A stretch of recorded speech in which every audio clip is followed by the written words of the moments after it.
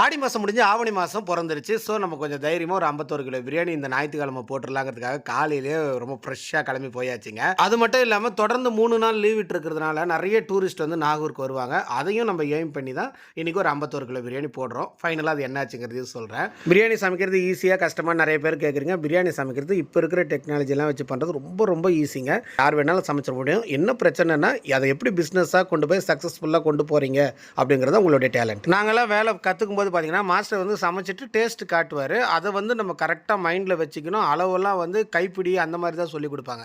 இப்போலாம் அப்படி இல்லை, வெயிட் ஸ்கேல் இருக்குது. நீங்கள் அழகாக வெயிட் ஸ்கேலில் எடை வச்சு அப்படியே போட்டுக்கலாம். அதே போல் பார்த்தீங்கன்னா கொரியன் ஸ்டவ் இருக்குல்ல, அது வந்து ஈவனாக ஹீட்டை வந்து ஸ்ப்ரெட் பண்ணி பாத்திரத்துக்கு மட்டும்தான் கொடுக்கும். உங்கள் மேலே பெருசாலாம் ஹீட்லாம் வந்து ஸ்ப்ரெட் ஆகாது.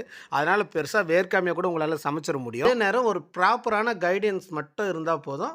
அதுவும் நம்ம ஒரு 4-5 முறை பார்த்து ட்ரை பண்ணோம்னா நமக்கும் வந்துடும்.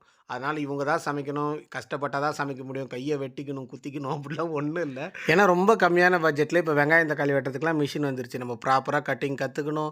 அதுக்கப்புறம் ஒரு 3 மாதம் 6 மாதம் ஒரு மாஸ்டர் கீழே வேலை செய்யணும் அப்படிங்கிற எந்த அவசியமும் இப்போ இருக்கிற காலகட்டத்தில் இல்லை. இன்னும் ஃப்யூச்சரில் பார்த்தீங்கன்னா செஃப்லெஸ் கிச்சன்லாம் வரப்போகுது. நம்ம அட்வான்ஸ்டாக போயிட்டே தான் இருக்க போகிறோம். பேசிக்கை கற்றுட்டு அதை நம்ம லவ் பண்ணி உள்ளே போயிட்டோம்னா அதுக்கப்புறம் நிறைய இம்ப்ரூவ்மெண்ட்ஸ் நம்மள அறியாமே நமக்குள்ளே வந்துகிட்டே இருக்கும். அந்த 51 கிலோ பிரியாணி போட்டிங்களா, அது என்ன ஆச்சுன்னு கேட்குறீங்களா? 50 கிலோ விற்றுருச்சுங்க, 1 கிலோ மிஞ்சிருச்சு.